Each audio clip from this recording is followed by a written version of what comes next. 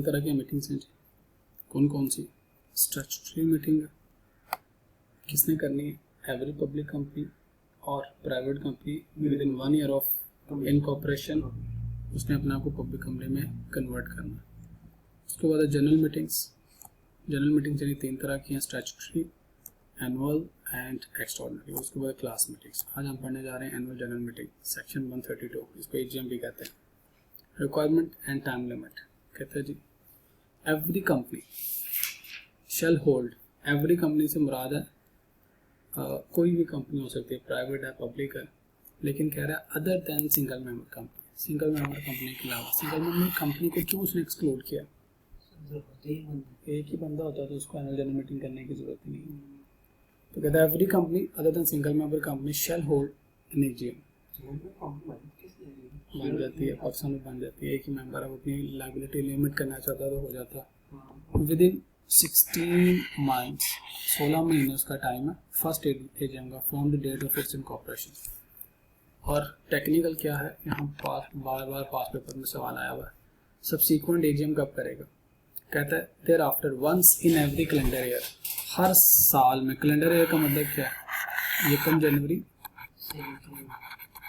तो 31 दिसंबर तक हर साल उसने एजीएम करनी है with in a period of 120 days from the close of its financial year. 120 days से क्या मुराद है?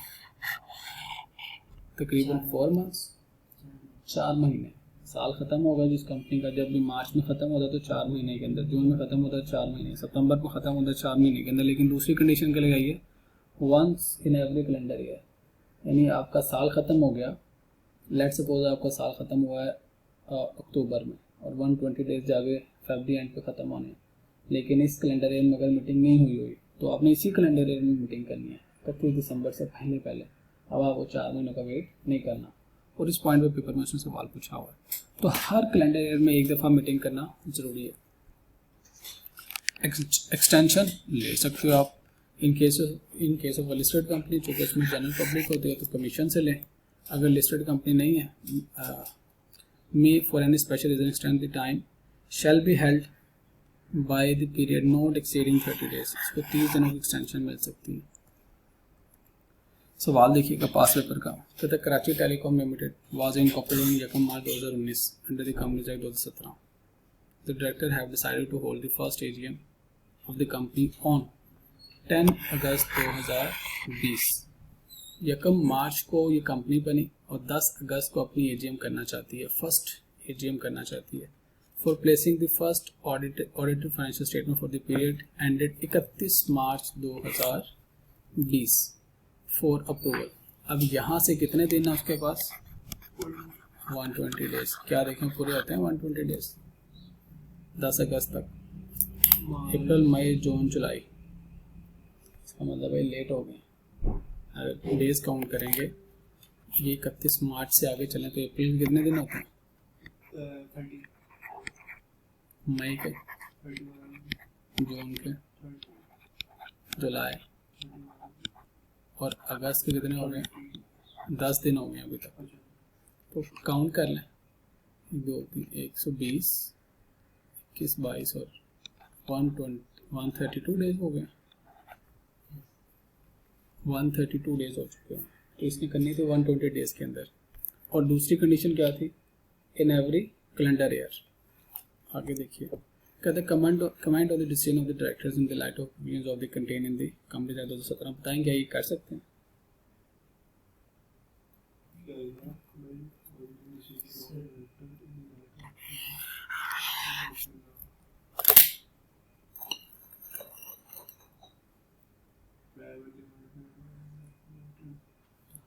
क्या ये 10 अगस्त को मीटिंग कर सकते हैं? Yes sir. कैसे? फर्स्ट एजीएम नहीं है, उसने क्या कहा? First AGM, yes first AGM from the commencement of the business. 16 महीने के अंदर। हम अभी कितने हुए हैं? 132 डेज हुए फाइनेंशियल ईयर एंड से। कमेंसमेंट से कितने महीने हो गए?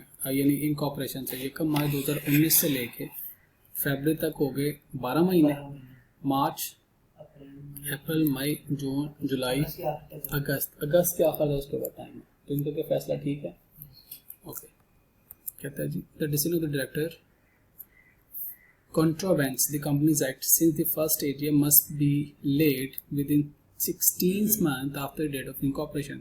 The last date of first AGM must be 30th June and not afterward. हैं क्यों? इसका साल कब खत्म, हाँ इसका साल कब खत्म होता है तो तय नहीं हुआ उसने. ये है financial year, first financial year for the period ended 31 मार्च 2020. मार्च के बाद अप्रैल, मई, जून, जुलाई, अगस्त, सितंबर तक इसके पास टाइम है. इसमें जून क्या कहता है जी, कहता है जी since the first AGM must be laid within 16 months from the date of incorporation of the company, the latest date for first AGM must be 30th June 2020 and not afterward. इसका मतलब है यहाँ पर डेट लिखने में गलती है, जवाब लिखने में गलती है. ये 1 मार्च 2019 को बनी है तो फरवरी तक इसके बन जाएंगे, फरवरी तक इसके बनेंगे 1 साल हो जाएगा. फरवरी, मार्च, अप्रैल, मई, जून, जुलाई, अगस्त, 31 अगस्त तक टाइम है. इसके बाद 30 जून तक तो टाइम नहीं है.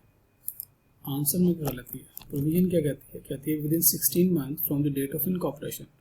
अभी तो इसकी इनकॉर्पोरेशन को 6 महीने 16 मंथ्स नहीं गुजरे, ऐसे 16 मंथ्स है, 18 नहीं है. 12 महीने कब हो गए, फेब पे जाके 12 महीने हो गए.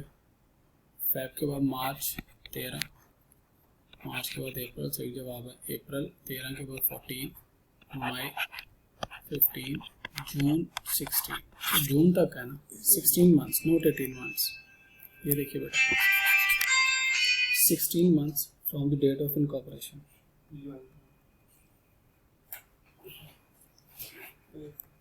ओके जी, नेक्स्ट क्वेश्चन देखते हैं. Suppose ABC limited is incorporated on 1 April 2020. अगर वो 1 अप्रैल 2020 को बनी होती है and it's opt for the financial year and 30 June of every year. हर साल कहते 30 जून को उनका साल खत्म होगा. अगर 30 जून को उनका साल खत्म हो रहा है, it would be required to hold its first AGM meeting in next 16 month time period. So it can opt to hold the first AGM on 31 July. ये देखो 1 अप्रैल को बनी है तो उसको 16 महीने कब खत्म हो, अप्रैल में बनी है तो मार्च में इसके 12 महीने हो गए. मई 13, जून 14, जुलाई 15 एंड किधर है मार्च. अच्छा अप्रैल तो मैंने लिखा ही नहीं. अप्रैल 40, 13, मई 14, जून 15, जुलाई 16. तो जुलाई एंड तक they can hold the meeting. अच्छा जी, उसके बाद नेक्स्ट क्वेश्चन पे मूव करते हैं. कहते हैं कि वो assume that company opted to hold the AGM on 31 July 2021. From the date onward, it will require to hold the annual general meeting 120 days. अच्छा जी, तो उसने annual general meeting बताया. कहता है we assume that the company opted to hold annual general meeting on 31st July 2021. From the date onward, company will be required to hold the AGM 120 days from the close of that year and once in calendar year. आगे क्या कहता है keeping all the above in view, we shall be latest date. हाँ जी, अब इसकी AGM की date क्या होगी, इसका साल ख़त्म होता है 30 जून को. ठीक है, 30 जून से 120 डेज काउंट करें तो क्या बनेगा, जून, जुलाई, अगस्त, सितंबर, अक्टूबर. अक्टूबर एंड तक ही मीटिंग कॉल कर सकते हैं. कहते जी 30 जून उसका साल ख़त्म होता है. So when would the company would be required the AGM. तो 28 अक्टूबर तक वो एजीएम कर सकते हैं because it can not wait for more than 120 days. लेकिन अगर 120 डेज से ज़्यादा टाइम चाहिए तो क्या करना पड़ेगा, कमीशन से अप्रूवल लेनी पड़ेगी. कमीशन कितनी अप्रूवल देगा, 30 डेज की अप्रूवल देगा.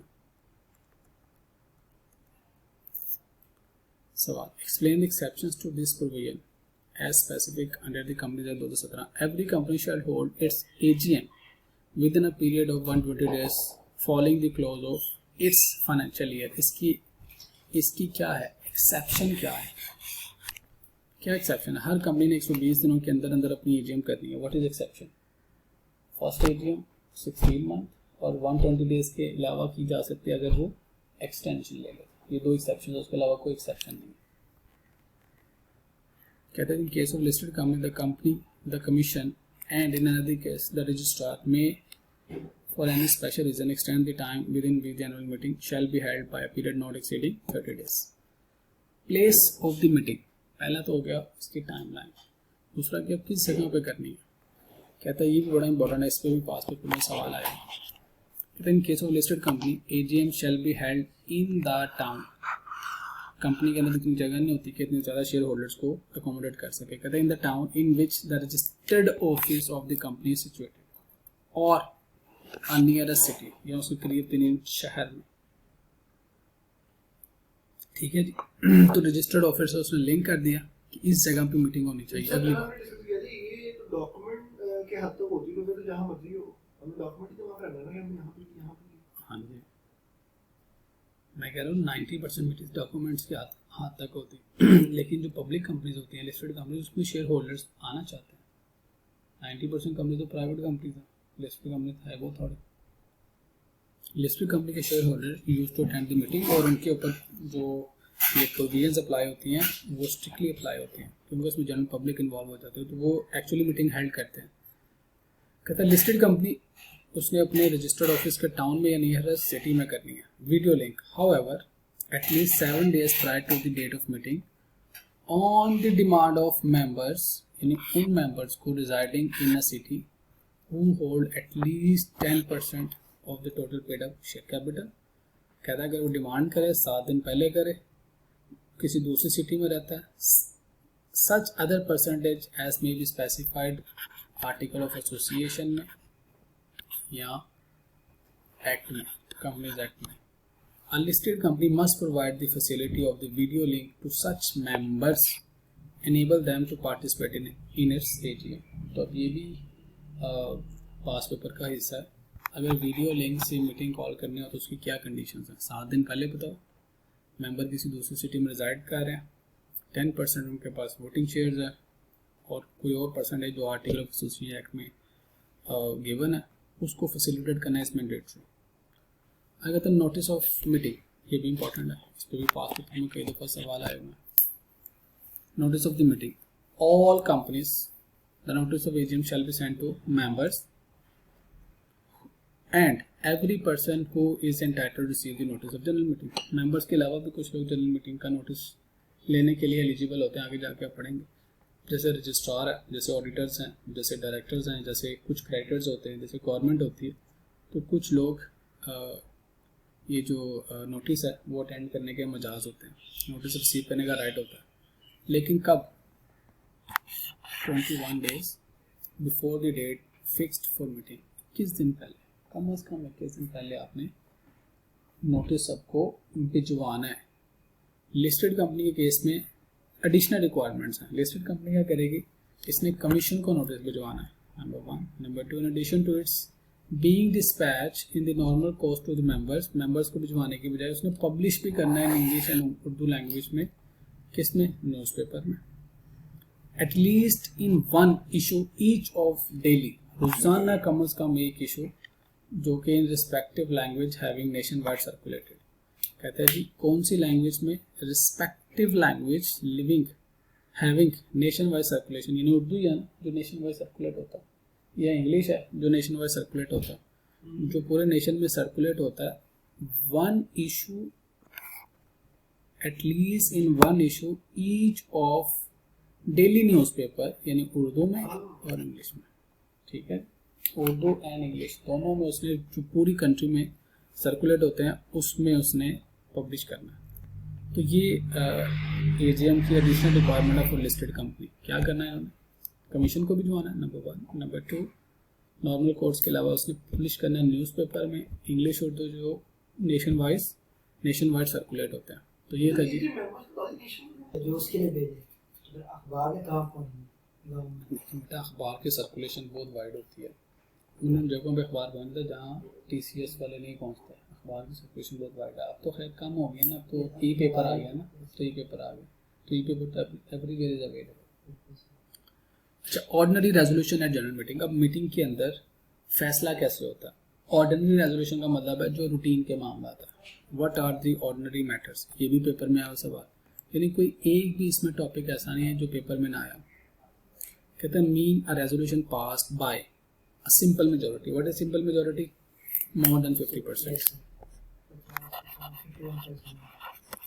मोर देन 50%, 51 नहीं कहेंगे, मोर देन 50%, 50.01 भी होगा तो भी 51 नहीं, more than 50%।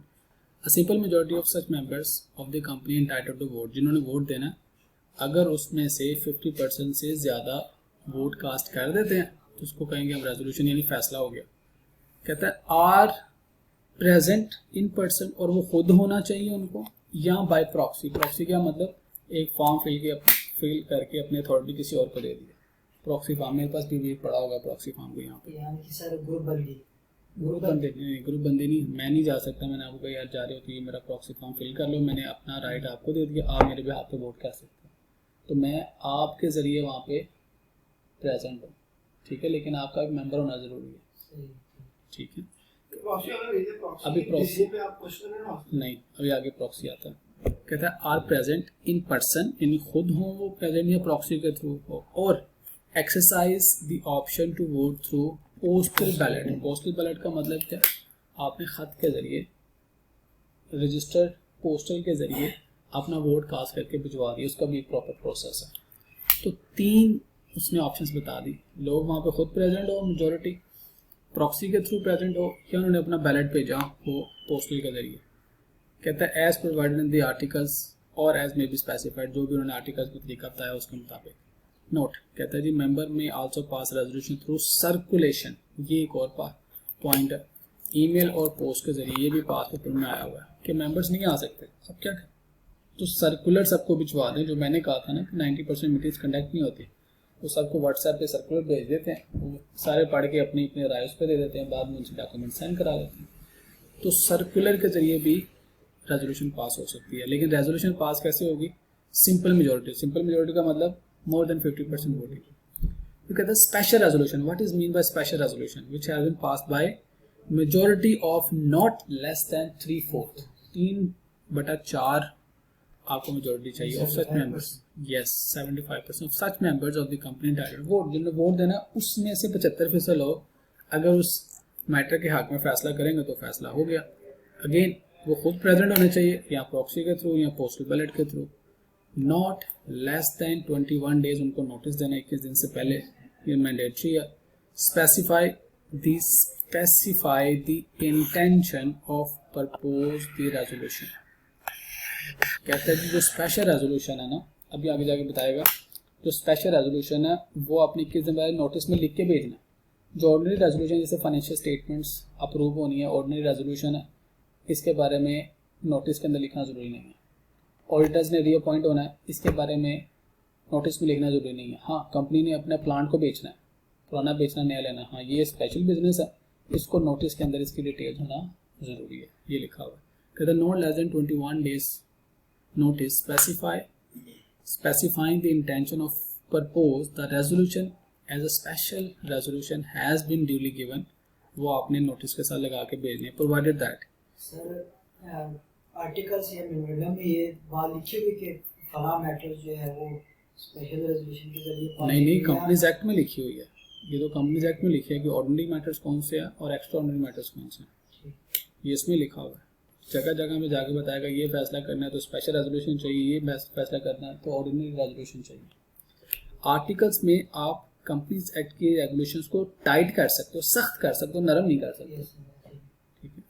Provided that if all the members entitled to attend and vote at any such meeting so agree, अगर वो एग्री हो जाए कि resolution may be propose and passed as a special resolution at meeting of less than 21 days, अगर तमाम लोग agree हो जाएं, किसने कहा है, इफ ऑल द मेंबर्स, बहुत ज़रूरी मैटर है, स्पेशल रेजोल्यूशन चाहिए, तमाम मेंबर्स एग्री हो गए कि 21 दिन से पहले भी हम 21 दिन का नोटिस नहीं चाहिए हमें, 21 दिन से पहले भी आप मीटिंग कॉल करें, उसमें हम फैसला करते हैं अगर अर्जेंट नेचर का कोई मैटर है। अदरवाइज लॉ कहता है कि 21 दिन जरूर देने हैं, 21 दिन का नोटिस, नोटिस के अंदर स्पेशल रेजोल्यूशन का ड्राफ्ट और इंटेंशन बताएं, हमें ये सब स्पेशल रेजोल्यूशन पास करानी है, और ये 21 दिन से कम टाइम हो सकता है अगर ऑल मेंबर्स जिन्होंने वोट करना था वो अपनी वो दे दें, इंटेंशन दे दे, तो ये भी पास पेपर में इसने सवाल पूछा होगा। कहता है जी ऑर्डिनरी रेजोल्यूशन नो फाइल। कैसे मिलेगी? हाँ मेंबर की टेंशन कैसे मिलेगी? मेंबर की इंटेंशन कैसे मिलेगी? मेंबर की इंटेंशन नहीं, कंपनी की intention to pass special resolution निकम में कर दिया ना कि हाँ, हम इन राइटिंग होगा ना, इन राइटिंग होगा ना, इन राइटिंग वो अपनी इंटेंशन देंगे, एक नोटिस जाएगा उस पर साइन करिए, कंपनी सेक्रेटरी अपने पास रिकॉर्ड के तौर पर रखेंगे, देखें सबने अपनी एविडेंस देना ना अपने, ये तो नहीं मेरा मूड अच्छा है, मौसम अच्छा, चलो मीटिंग करा लो, समोसा भी मंगवा लो, ऐसा नहीं है, एवरीथिंग इज इन राइटिंग। ठीक है, कंपनीज एक्ट में कंपनी सेक्रेटरी का काम ही डॉक्यूमेंटेशन होता है, without documentation there is no evidence, there is no meeting. कहता है special resolution, what is special, अच्छा जी कहता है filing of special resolution, ordinary resolution उसकी फाइलिंग रिक्वायर्ड नहीं है, हाँ स्पेशल रेजोल्यूशन होगी तो रजिस्ट्रार को फाइल करें with registrar within 15 days of resolution. Authenticate किसने करना है, डायरेक्टर ने और कंपनी सेक्रेटरी ने। Note copy of special resolution to be attached with articles of association and to be provided when article requested. ये सबसे important point है, article of association is a document, हमने पढ़ा है जिसमें कंपनी के रेगुलेशंस लिखी होती है, यानी वो जब बनी तब लिखी या ऑल्टर हुई तब लिखी, उसके बाद जितने भी फैसले होंगे, जितनी भी रेजोल्यूशंस होती हैं, वो सारी स्पेशल रेजोल्यूशंस आपके आर्टिकल से नथी होती हैं। जब भी हम ऑडिट करने जाते हैं उनसे कहते हैं जी अपने परमानेंट डॉक्यूमेंट, तो जब वो आर्टिकल्स देते हैं तो इतना पलंदा बना होता है, पलंदा मतलब जितनी पुरानी कंपनी है 3-3 4-4 हार्ड फाइल्स होती हैं, वो फिर हमें दे ही देते हैं। हम फिर क्या करते हैं, अपने पास ऑडिट में परमानेंट फाइल्स बनाते हैं कि ये डॉक्यूमेंट तो कंपनी में चेंज नहीं होने, अगली दफ़ा जाके हमने उनसे नहीं मांगने। जब हम अपने अलमारियों में से पिछले साल का डाटा निकालते हैं, हमने लिखा होता है परमानेंट फाइल्स, वो परमानेंट फाइल्स निकालते हैं, वो 2-3 फाइल्स होती हैं जिसमें मेमोरेंडम, आर्टिकल्स और उसके साथ तमाम रेजोल्यूशन लगी होती हैं कि कंपनी क्या क्या फैसला की। कभी इत्तेफाक हो तो ज़रूर पढ़िएगा, बहुत इंटरेस्टिंग इन्फॉर्मेशन होती है कैसे company over the time evolve हो रही है, तो मुझे तो बड़ा शौक था ये चीज़ें पढ़ने का। तो इतनी मोटी फाइल होती थी। अब हम जब ऑडिट करने गए हम उनसे पूछते हैं हाँ जी there is any change in article of association, if they said yes तो हम यूज़र तो फिर हमें नई कॉपी दें, इफ दे सेड नो तो फिर पुरानी कॉपी वैलिड है। फिर हम पूछते हैं कोई स्पेशल रेजोल्यूशन पास हुई, इफ दे सेड यस तो हम कहते हैं उसकी कॉपी हमें भी दें, तो हम अपने पास फाइल का हिस्सा बना लेते हैं। आर्टिकल एसोसिएशन स्पेशल हाँ तो थोड़ी देते हैं आर्टिकल एसोसिएशन, ऑडिटर को तो देंगे ना भाई, मैं कंपनी का ऑडिट करने जा रहा हूँ, मुझे कंपनी के बारे में पता नहीं होगा तो मैं ऑडिट के खाक करूँगा। मैंने क्या कंप्लायंस देखनी है कि फाइनेंशियल स्टेटमेंट्स बनी है as per IFRS and as per companies act, तो कंपनीज एक्ट के अंदर जो लिखा हुआ मुझे उसकी कंप्लायंस नहीं देखनी। वो लिस्टेड कंपनीज के ऊपर एक सेपरेट रिपोर्ट जाती है कि इसने कॉर्पोरेट कंप्लायंसेस किए, उसके ऊपर ऑडिटर एक सेपरेट रिपोर्ट देता है और वो रिपोर्ट आपके फाइनेंशियल स्टेटमेंट का हिस्सा होता है। तो वो रिपोर्ट जब मैंने देनी है तो मैं सारे डॉक्यूमेंट्स देखूंगा कि इसने ये रिक्वायरमेंट्स पूरी की है कि नहीं, फिर ही मैं उसको रिपोर्ट दूंगा ना।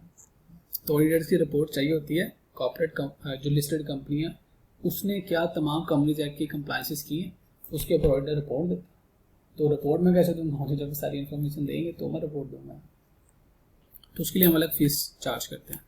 अब कहता है voting at general meeting, voting कैसे होगी, शो ऑफ हैंड्स। हाँ जी कौन लोग हैं जो एसेट्स बेचना चाहते हैं, show off hands.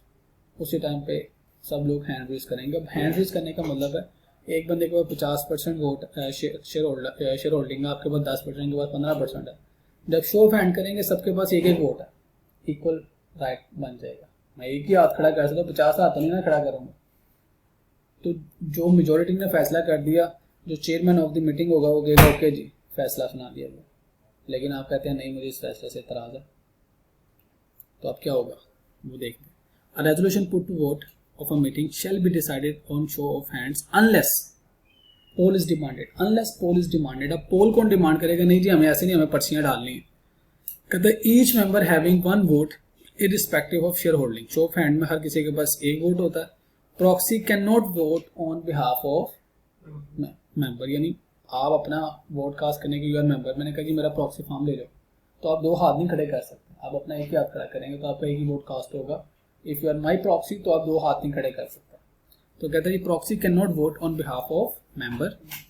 Declaration bye the chairman that the resolution passed, जैसे ही वो डिक्लेयर करेंगे हाँ जी ठीक है जी फैसला हो गया, शो ऑफ हैंड से मेजोरिटी देख के, और नोट इज कंक्लूसिव एविडेंस। कहता है कि उसने जो फैसला कर दिया और नोट इज कंक्लूसिव, ये कंक्लूसिव एविडेंस नहीं है। कंक्लूसिव एविडेंस क्या होगा, minutes of meeting recorded is also conclusive evidence. जब तक आप उसको लिखोगे नहीं कि फैसला क्या हुआ उस रिटर्न फैसले के ऊपर जब तक साइन नहीं होंगे, ऑथेंटिकेट नहीं होगा, तो समझा नहीं जाएगा कि फैसला हो।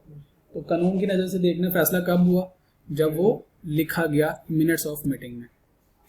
वोटिंग पोल हो गया, कहता है ऑप्टेड बाय चेयरमैन, चेयरमैन खुद चाहे तो पोल करा सकता है, और डिमांडेड बाय मेंबर्स, कौन से मेंबर्स पोल कॉल कर सकते हैं, having more than 110% of the voting right. ये भी पास पेपर में आया हुआ, यानी आपके पास अगर 10% या उससे ज़्यादा शेयर है तो आप कह सकते हैं जी शो ऑफ हैंड से मैं नहीं वोटिंग कराना चाहता, आप पोलिंग कराएं। तो आप पोलिंग ऑर्डर कर सकते हैं, और ऑन और before result of show off hand, show off hand से पहले या उसका रिजल्ट अनाउंस होने पे एवरी मेंबर और ग्रुप ऑफ मेंबर जिनके पास 10% ज़्यादा वोटिंग राइट है दे कैन कॉल कि हम शो ऑफ हैंड से वोटिंग नहीं कराना चाहते, हम चाहते हैं कि पोल कॉल हो। आगे चलते हैं। Voting power according to share holding. हाँ जी, अब ये जो पोलिंग होती है ना, इसमें क्या होता है, जिसके पास जितनी शेयर होल्डिंग उसके पास उतने % वोट। हाँ जी, क्या सर देखिए, आपने जिस तरह कहा मोस्टली ऑनलाइन होती है, ठीक है, तो जो आपकी जब वोटिंग होगी उस पर हमें पोल कराना है। नहीं, जब ऑनलाइन होगी तो सर्कुलर के थ्रू, ऑनलाइन तो शो ऑफ हैंड्स नहीं ना होगा, ऑनलाइन वोटिंग। जो सर वो व्हाट्सएप आपका जो ग्रुप व्हाट्सएप है, उसमें सर व्हाट्सएप ग्रुप पर पोल है, आप देखो कि आपने रिसीव करना चाहते हैं, ये क्वेश्चन पोल वहां पे डालना, लोग डालेंगे तो चेंज हो जाएगा। क्या मतलब, कर ले बंदा, उसको चेंज कर ले, अपने मर्जी की डिसीजन निकलवा ले। नहीं है कैसे कर ले, पोल डाला, 6 बंदों ने वोट किया है, 6 बंदों ने वोट 3 ने ए को किया, 2 ने बाकी 3 ने भाई बी को जान किया। उसका स्क्रीनशॉट आएगा, उसकी वीडियो रिकॉर्डिंग आएगी जब आपने उसको फ्रंट पे है ना, बैक एंड पे जो है बैठा हैकिंग जो होती है। अब 2-3 बंदे हैं, गन 6 फायर बंदे यानी टोटल, गन पॉइंट पे, ये 6 बंदे टोटल, गन पॉइंट पे उसे कर शो ऑफ हैंड। 6 बंदे टोटल, 4 ने ए को वोट किया, 2 ने बी को वोट किया। मैंने उसको कहा है पर वो कि भाईजान तुमने जो 3 अड़े यहाँ से लिए थे, ये उठा के बी में डाल दो उसको, उसने साथ ही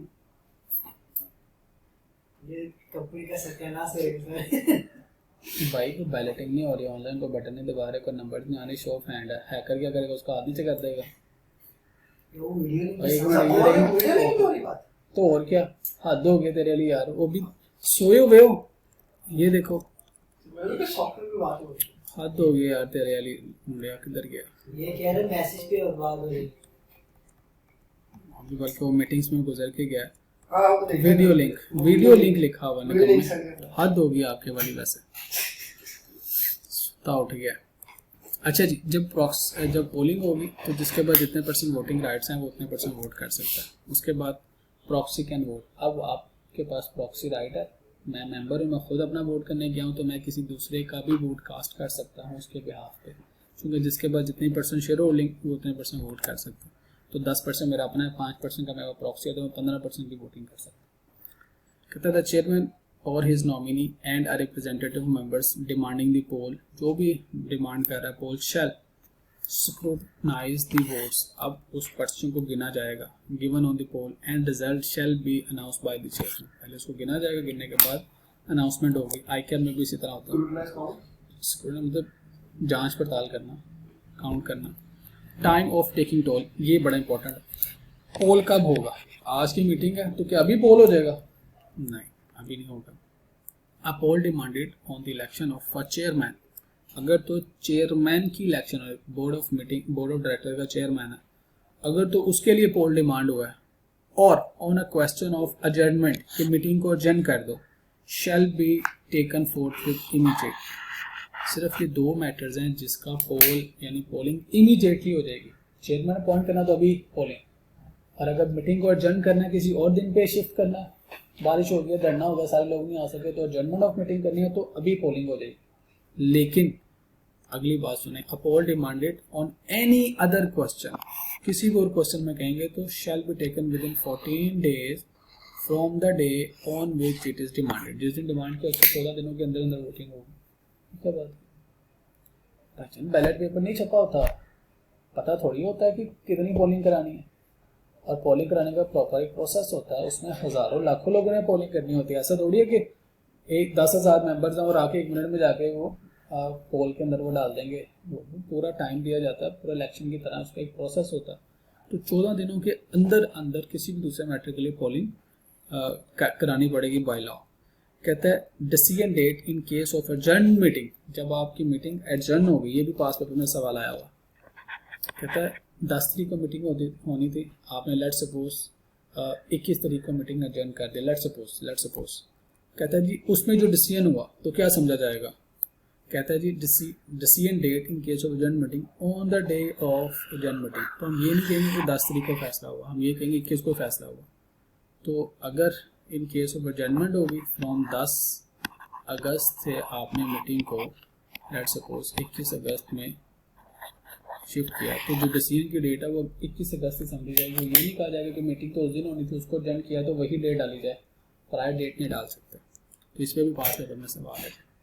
कहता है decision date in case of polling, अगर पोलिंग की है तो फिर जो बैक डेट है that is a decision date. Polling के केस में तो यस बैक डेट, लेकिन जो एडजर्न मीटिंग है, एडजर्न मीटिंग के केस में पोलिंग किसके लिए की जा रही है, उसी फैसले के लिए किए जा रही है। तो फैसले की डेट क्या समझी जाएगी, जिस दिन पोलिंग का कहा गया कि पोल कराओ उस दिन की डेट डलेगी फैसले के ऊपर, तो उस दिन रेजोल्यूशन पास हुई। पोलिंग चाहे 10 दिन बाद हुई है तो डिसीजन की डेट क्या होगी, बैक डेट। और लेकिन अगर एडजर्न मीटिंग है तो on the day of adjourn meeting adjourn की, उसमें अगर फैसला हुआ तो ये नहीं कहा जाएगा कि पिछली मीटिंग वाली डेट के फैसला, उस फैसले का इतलाक उस डेट के बाद होगा। तो ये भी बड़ा इंपॉर्टेंट लीगल पॉइंट है, जिस पर पेपर में कई दफ़ा उसने सवाल पूछा। अल्लाह हाफ़िज़।